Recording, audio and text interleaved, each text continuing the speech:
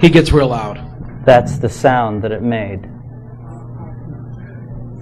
In the book, Jonathan talks about how Gary just about blended with the gyprock on the wall when he heard that sound. Yes, sir. Yeah, I came up because I promised Robert I would, and I've got a few comments.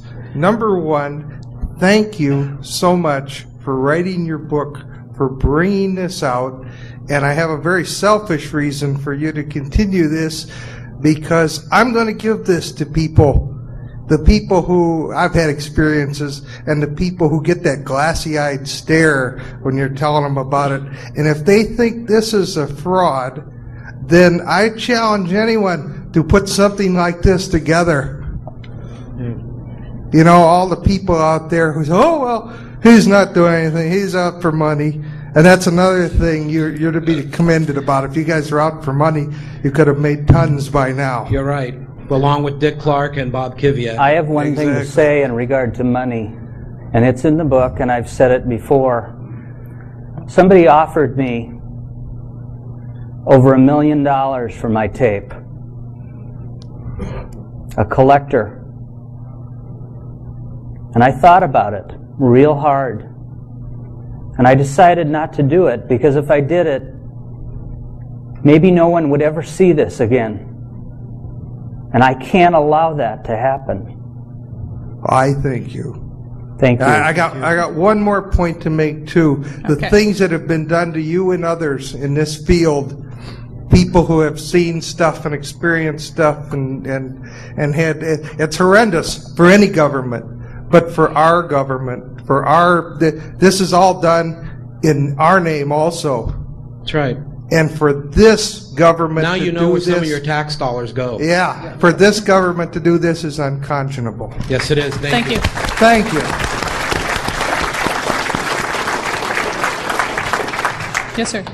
Hi there. I'm Russell Callaghan from UFO Magazine back in the UK. Welcome. Thanks. I needed to come and just say one or two words here. I've heard some heavy emotion from both yourselves and within the audience. But, well, here goes. I'm 20 years a TV professional. And the camcorder footage we see at the beginning, where we're running through the woods to film the creature, hyperventilating, very much out of breath. I've picked a camera up and run 20 yards, and I can't stand still to hold the camera for a good 10-15 seconds. You need to catch your breath. Now, we saw some very still shots, and we do have doctors in the audience and doctors speaking, and if there's anybody there, please back me up. The thing you do when you go out of breath is you take a dip. And you were really out of breath, and for me, you'd be down there trying to catch your breath. But you did very well to keep the camera steady. Commend you, if that's the case. But the other thing is, if I turn this microphone that way, you're struggling to hear me now? Yeah, can't hear a thing? Well, the microphone on a camcorder is at the front of the camcorder. And generally speaking, when you've got the camcorder in your hand, that microphone is facing somewhere out there. But we heard the breathing, the words, and everything very, very clearly. Did you have a microphone on? Hold it. Let's not get this out of control here. Let me answer that. Okay, please do. The microphone on this Nikon 8mm video camera is a unidirectional microphone sticking out of the top. Sure. The viewfinder is on the top. Okay. The problem here is that these questions have to be asked, my friend, because other people will ask them. I don't have a problem with it. Thank you. Okay. Next question. Next question. Okay. I'm afraid I agree, Dr. Reed. I have no desire to offend, only to enlighten all of us. Technologically, I've spent 15 years in the television business, and I wanted to ask you, were you using the Steadicam? I do not ask this because I disbelieve or believe. I ask this because we need to know exactly what type of camera it was, what kind of film, and what the conditions were. Nikon straight 8, about 7 years old now. Standard Nikon video camera, older model, no Steadicam. And if you think that's steady, I'd hate to see, what wasn't. That's ridiculous. No, the other it's camera, a reasonable the other question, sir. the other camera that I had was a 35mm Nikon camera. Okay, fine. Standard film, some slide film, some print film. Thank you. I shot everything I had. Thank you very much, sir. Thank you. Yes? As some of you know, I do reverse speech. And this was one of the more interesting reverse speech things that I've ever done. What was your name, sir? I'm sorry, I'm Larry Duffy. Thank you. And when you came out on Art Bell the first time and I heard you, of course I recorded it. And I basically believed everything you said. It sounded good. But I had to reverse it to find out. And I have spent more time reversing you and Robert than I have anybody else. Many, many, many hours. And I've got to tell you, you guys are telling the truth. Right. And when my mentor... Thank you. And when my mentor, Mr. Oates, came on the internet and said that you guys weren't, he ceased to be my mentor because that was total BS. Because I know the work, and I know that was slop job. That was terrible of him doing that. That he obviously did not listen to your tape and reverse the whole thing. So, and I would like to know a little bit more about this alliance. So you kind of glazed over that. We can talk about that some other time. Okay. Yeah, there's still a lot of information. Just a group of people who are organized to help some specific contactees. For their own gain, though, really.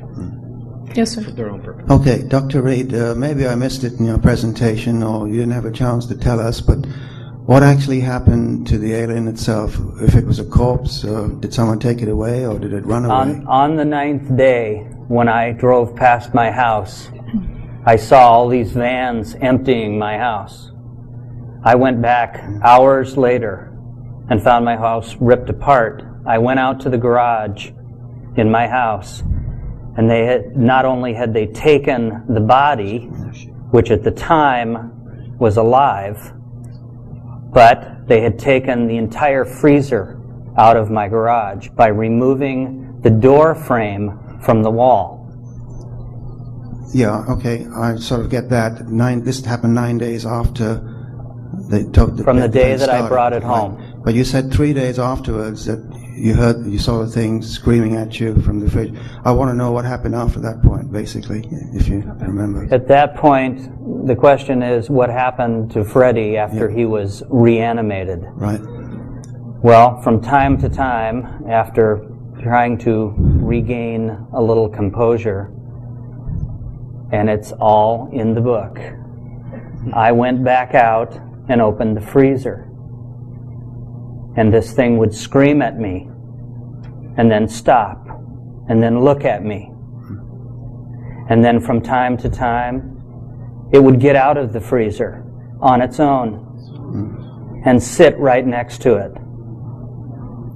And then it would climb back in the freezer and close the lid. And what that meant to me was that apparently it liked the cold. Any video of that? I did videotape that. I did have still photographs of that, but I no longer do.